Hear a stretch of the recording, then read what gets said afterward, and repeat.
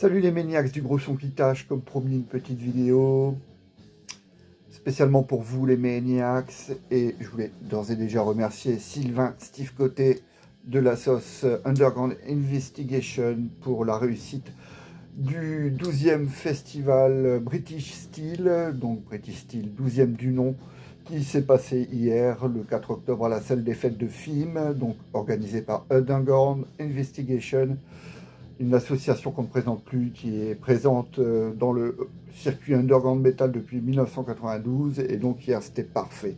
On a passé vraiment une super journée entre passionnés, vraiment.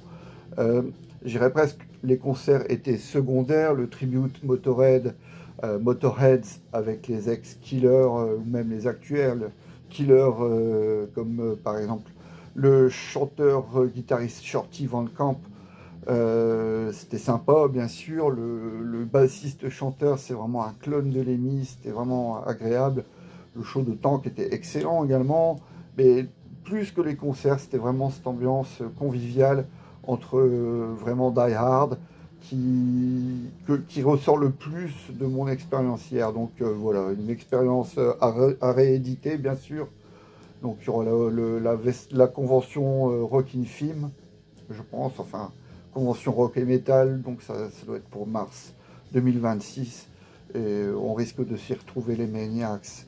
D'ailleurs, je voulais remercier Laurent Layerle qui m'a offert ce vinyle de son groupe avec son frère Capharnaüm, l'unique album sorti sur le label Kill Reef et édité en CD à 600 copies en 1993, réédité ce 26 septembre dernier sur le label portugais Lost Realm Records, un superbe vinyle splatter noir et vert pour ce premier et unique album de Capharnaüm, enfin réédité en CD tout d'abord, et puis là dernièrement, c'est tout frais, le 26 septembre, version splatter de vert et noir, et il y a également une deuxième version classique noire. Et également un grand merci à Mathieu qui rend un bel hommage à Richie Blackmore et son Rainbow, la pochette. Donc non seulement voilà le petit clin d'œil à Rainbow, mais ça me permet également de découvrir le talent du peintre allemand Caspar David Friedrich, qui est un peintre allemand issu du 19e siècle et issu du mouvement romantisme allemand. Voilà, je ne le savais pas, les maniacs. Je l'ai appris pas plus tard qu'hier par Mathieu, et vraiment, bah voilà, c'était sympa. J'ai vu plein de gens, outre Mathieu et Laurent, et je peux saluer également Philippe Touchard, avec qui j'ai brièvement discuté, Jean-Pierre Sabouret. Enfin, il y avait tellement de monde, c'était vraiment sympa, super convivial. C'est ce que je retiens surtout de ce fest. Allez, deuxième partie, qu'est-ce qu'il y a dans le sac course? Un certain supermarché dont je tairai le nom. Eh bien, il y a les deux Mr. Bungle. Donc voilà, ça c'est l'album du retour de Mr. Bungle qui enregistre ses premières démos avec un line-up de fou. Donc bien sûr Mike Patton, Dave Lombardo, Scott Ian, Trey Spurance.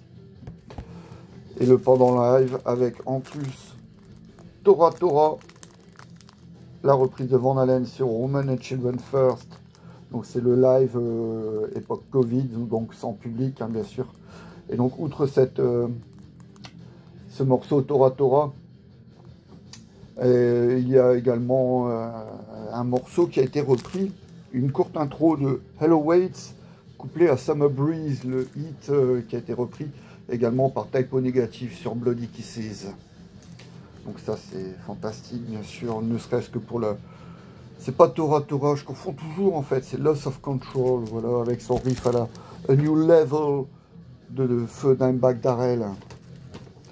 Alors ensuite je les ai mis ici. Ah, magnifique ça. Coffret Samson, les Polydoriers avec le chanteur Nicky Moore.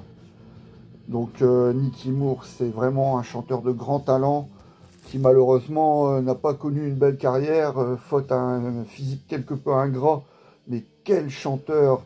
Donc là, il y a le Before the Storm que je vous recommande. Je crois que c'est même les premières éditions vinyle officielles. CD, pardon. Donc là, c'est une compile avec des morceaux avec Thunderstick, un des nombreux batteurs d'Iron Maiden. Riding with the Angels. Et donc là, ça c'est vraiment le plus intéressant pour moi. Don't Get Mad and Get Even, le dernier album avec Nicky Moore sur le label Polydor en 84. Et Before the Storm, cet album-là est vraiment magnifique, hein, vraiment de superbes morceaux dessus. Et Nicky Moore, vraiment, malgré son physique, c'est malheureux, ça a vraiment joué en sa défaveur. Mais quel chanteur, quelle voix, quel feeling. Il n'a pas accompagné Uli John Roth pour rien sur sa tournée Beyond the Astral Skies en 1985. C'est vraiment un chanteur mésestimé avec un beau petit livret. Le voici.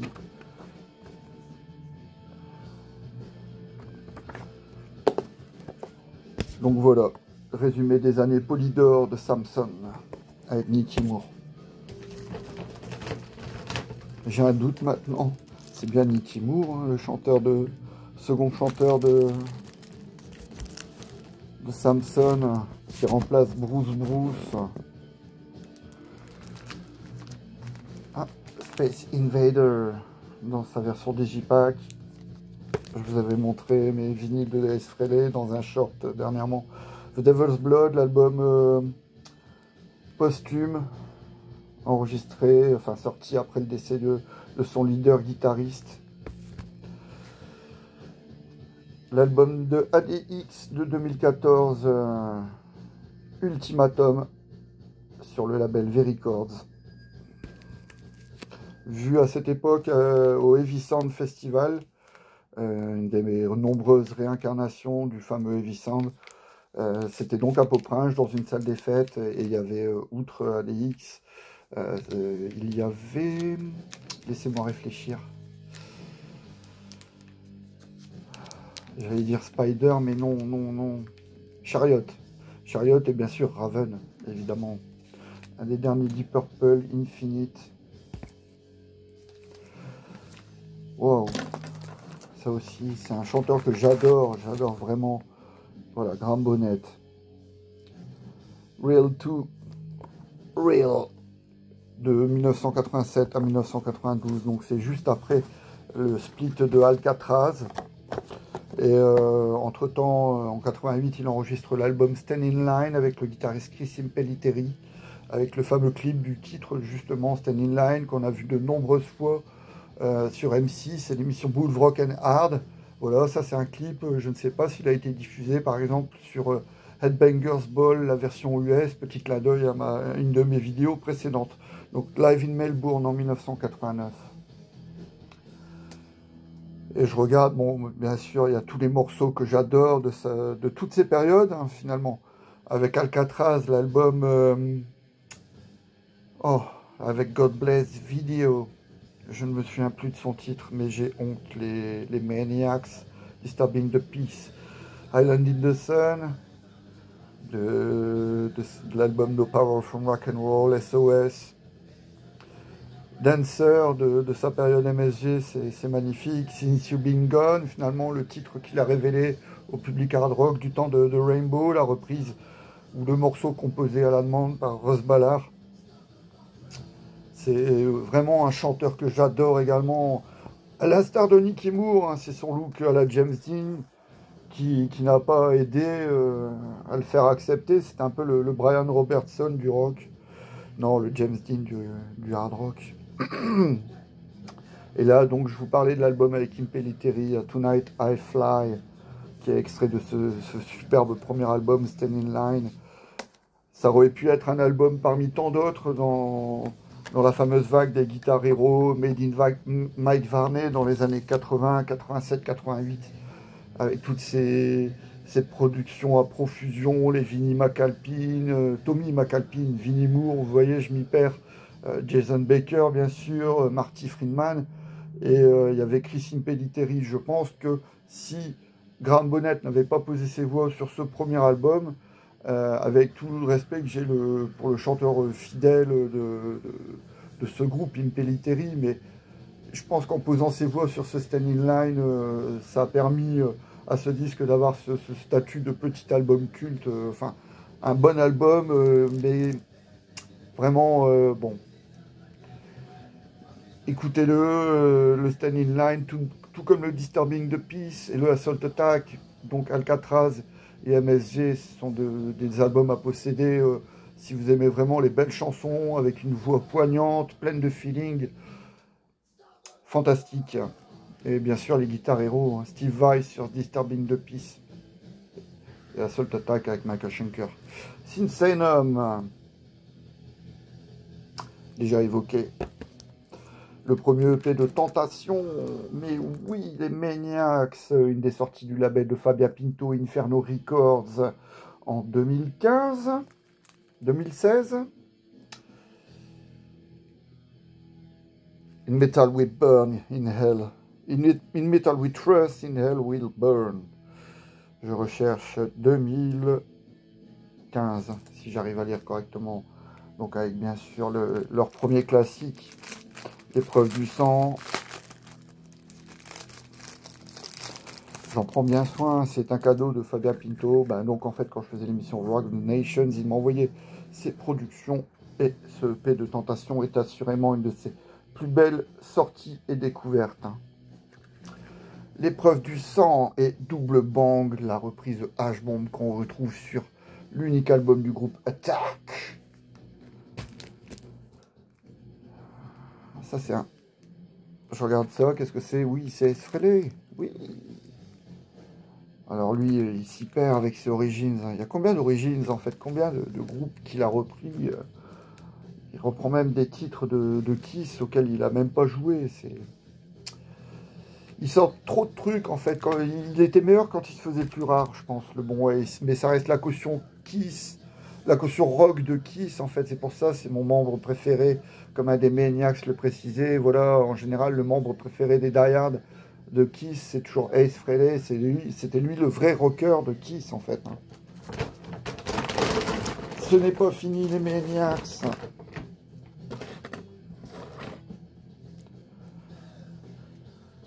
Repentless, pas mauvais, mais pas non plus une tuerie. J'ai dû le choper à 5 € avec son Blu-ray.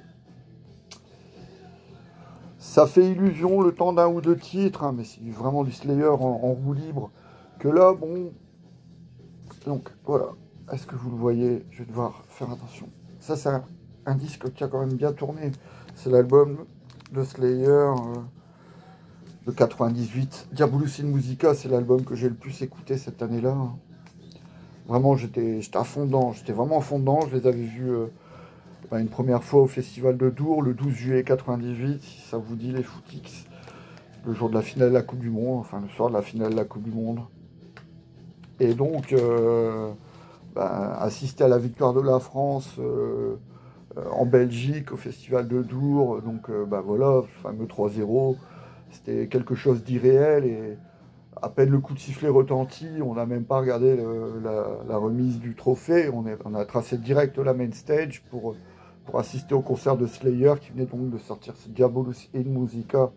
Petite dédicace à ceux qui étaient présents, Gaëtan, Christophe, Blond, Arnaud qui me regarde depuis sa seconde patrie, la Guadeloupe. Bon, c'est un territoire français, bien sûr. Qui d'autre était là? Manu Sanchez, Christophe Martos, Mike, Michael Veren, Gaëtan Eurin, Jean-Baptiste Aignon. C'est tous des potes que j'avais rejoints ce dimanche à cette journée de festival de Dour. Il devait y avoir Rammstein qui a annulé à la dernière minute. Et j'avais emmené avec moi un pote, Sam, que je salue également, qui lui est fan de plus musique un peu dark, bon, la new wave de Cure, même si Cure c'est un groupe qui a son style à part entière, les groupes gothiques un peu, et donc il aimait beaucoup Rammstein. Et quand il a appris l'annulation de Rammstein, il a décidé de rentrer direct en France, regarder la finale chez les copains. C'est pas faute d'avoir insisté, mais il a bouffé avec moi du Slayer pendant tout notre séjour en Angleterre, donc vers 93-94. Et non, il savait ce que c'était. Il fait non, non, il n'y a pas question. Je ne resterai pas voir Slayer. Et il a raté un grand concert. Ça peut être un album décrié, oui. Il y a peut-être des influences néo-metal. Moi, je les entends, mais ça reste du Slayer avant tout. Bon, c'est Olivier Gustulier, l'ancien guitariste de Panama, entre autres. Hein. Il a fait plein de trucs. Les grattes en carton, n'est-ce pas, Gus? Qui m'expliquait que bon bah lui à chaque sortie de Slayer il était content, il se prenait 3/4 d'heure de trash en pleine gueule et Tom Araya l'engueulait, donc ça lui allait comme ça. La comparaison est bonne, je trouve ça amusant. Hein. Divine Intervention. Donc là ça c'est. Waouh, waouh, waouh. La première fois que j'ai vu Slayer c'était pour cette tournée avec Machine Head en novembre 94 au Zénith de Paris. C'est un de mes concerts inoubliables. 94, un de mes concerts de cette année-là, à coup sûr. New York, non pas le 12 juin, mais je dirais plutôt le 6 décembre, parce que bon, les Américains, ils inversent le mois et les jours. En France, c'est jour, mois, année. Enfin bon, vous m'avez compris les Maniacs, c'est l'inverse. Donc le live au Ritz, c'est pas du 12 juin, c'est du 6 décembre.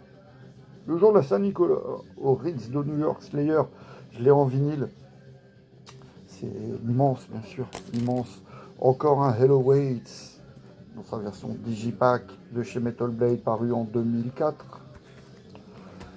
Le même monsieur, le Show No Mercy, toujours réédition Digipack Metal Blade. Ils ont réédité à tour de bras depuis 1983 cet album. Il en existe chaque année des versions différentes de ces 3 albums-là. Donc je veux dire Show No Mercy, Hello Waits, et bien sûr le Live and Dead. Et comme il y a aussi le EP Haunting the Chapel, Metal Blade s'en met plein les poches sur ces rééditions à foison depuis 1983. Skid Row Subhuman Race, voilà un album qu'il est bon de décrier, et pourtant je l'aime beaucoup. L'album produit par Bob Rock, le dernier album avec Sebastian Bach. Oui, il y a des influences grunge plus que assumées sur le titre Eileen, que ne renierait pas un certain Alice in Chains au top de sa forme. Mais quel album! Beat Yourself Blind, Bonehead, Fire Sign, magnifique refrain. Sebastian Bach, il donne tout. Il était dévoué corps et âme à Skid Row et ça se ressent sur ce disque. Écoutez My Enemy, c'est un grand album de heavy à la Skid Row avec quelques influences grunge, et quand elles viennent du grunge, c'est le grunge le plus métal, c'est Alice in Chains.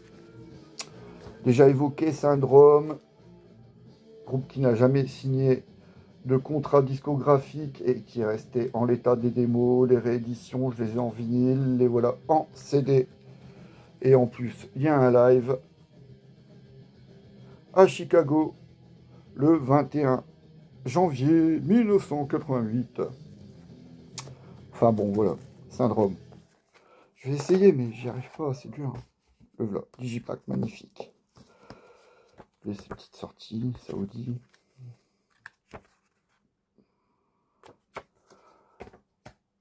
Je reviens les Maniacs. Ok, les Maniacs. Donc voilà, magnifique réédition de Syndrome, avec des influences majeures niveau vocaliste pour Lars Goran Petrov, le chanteur de Syndrome. Voilà, je vais mettre bien comme il faut. Ils ont tourné, ils ont fait quelques dates avec Death à l'époque de Leprosy, et même, je dirais, Scream Bloody Gore.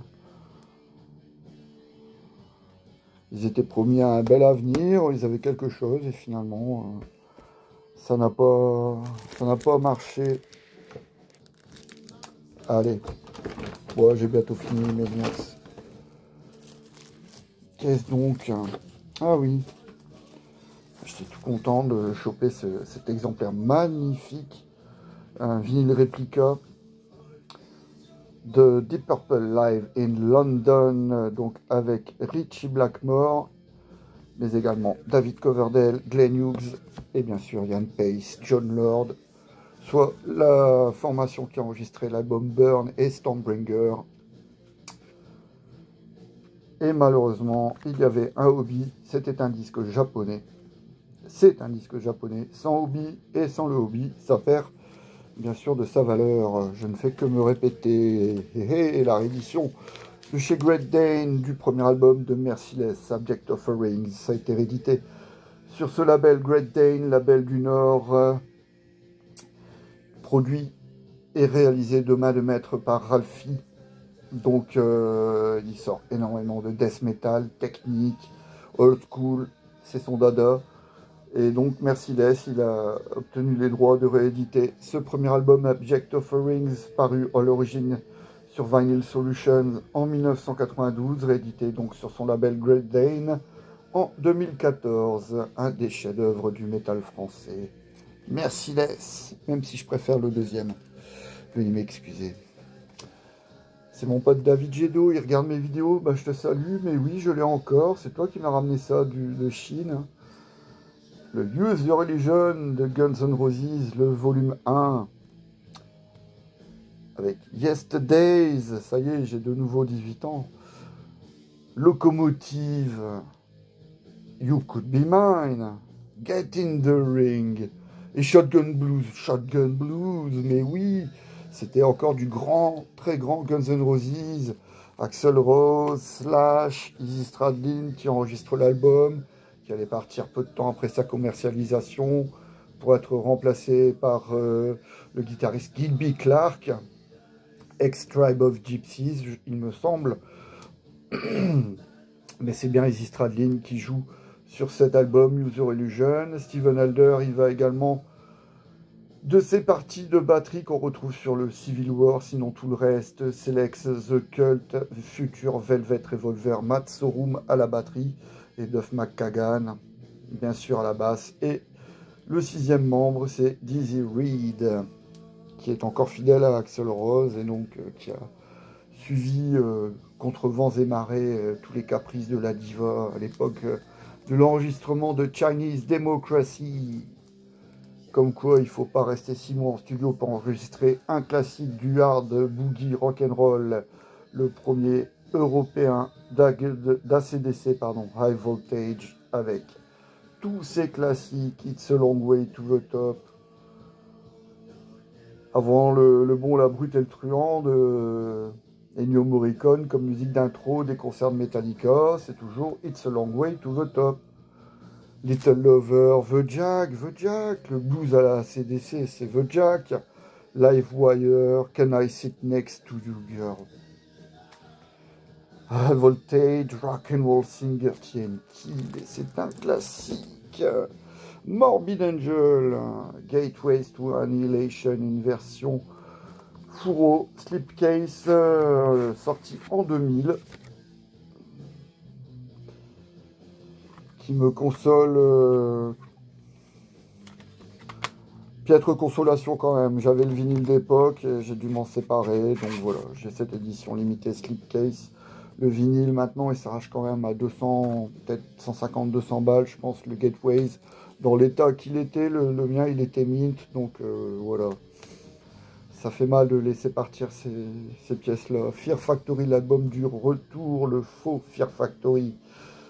Il y a Burton Sibel, il y a Christian, Byron Stroud et Raymond Herrera, mais il manque bien sûr Dino Cazares sur ce Archetype, et pourtant il s'en sort plus qu'honorablement. C'est bien un album de cyber metal 100% Fear Factory, même si ça fait longtemps que je ne l'ai pas écouté. Entombed, petite pensée à Lars Goran Petrov, Entombed AD, magnifique. Vais-je l'ouvrir? Mais oui. Puis après, je vous laisse le Maniacs. Je ferai peut-être un short, il reste quelques trucs, j'en ai encore. De toute façon, j'ai du stock. Ça s'ouvre comment? C'est magnifique. Pour les amateurs de métal, avoir ce genre de format, moi, vraiment, je me sens privilégié d'écouter un style musical qui soit, ouais, il faut le dire, qui soit collectionné, et que les labels, ils pensent à faire des beaux objets, vraiment travailler pour le fan. Et puis, bah, en plus, maintenant, comme on peut les avoir pour pas trop cher ce genre de disque. Je trouve vraiment, c'est là on en a vraiment pour son argent. Si j'avais dû payer le disque 20 balles, j'aurais dit que oui, c'est un bel objet. Mais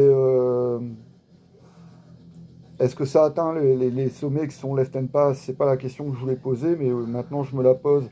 En fait, je veux bien dépenser par exemple 25 balles pour une belle réédition ou 40-45 balles pour une version originale d'un album comme Left and Pass, ou si je retrouve par exemple le Gateways to Annihilation, pourquoi pas, mais je ne mettrai pas 20 balles pour un CD de Entombed AD. Bon, je l'ai eu à 5 balles et j'en suis très satisfait. Dernière sélection pour ce soir et après je vous laisse à vos occupations. Réédition Aftershock avec un CD live et des versions toutes molles. Lemmy n'est déjà plus au top de sa forme sur ce live en 2014. Best of the West Coast. Nous avons ça comme un best-of. L'intention est louable, mais néanmoins entendre il y a Lost Woman Blues sur ce disque. Excusez-moi, j'en suis vraiment navré. J'allais oublier sur ce Aftershock. Lost Woman Blues, un des derniers grands titres de Motorhead sur cet album, donc sorti en 2014, mais il y a donc en bonus dans cette réédition Best of the West Coast Tour 2014, et donc il y a le morceau Je recherche que j'ai passé en radio à l'époque, Damage Case, le morceau qui ouvre ce CD bonus 14 titres, et c'est vraiment ils ont vraiment, c'est pépère, c'est lent, c'est mou, ça manque de patates, c'est voilà. Donc Lemmy pas au top de sa forme à cette époque. Le Aftershock Tour Edition, je vous dis à très vite les Maniacs, ça y est, c'est bon pour moi, c'est terminé, j'ai dit tout ce que j'avais à dire. Je regarde, hein. Oui, j'ai parlé de Casper, David Friedrich, j'ai parlé de Capharnaüm, j'ai parlé de Underground Investigation et du British Steel, donc voilà, tout va bien. Allez, à très vite les Maniacs. Je posterai prochainement un live du dernier morceau interprété par le groupe, j'allais dire Riot. C'est un groupe, un nom à 4 lettres, Tank. Voilà. J'ai filmé le dernier morceau de Tank, je le posterai très certainement demain. Sinon, appréciez cette vidéo. Je vous souhaite d'ores et déjà une bonne soirée, bonne semaine. Prenez soin de vous, soyez heureux surtout. Et à bientôt.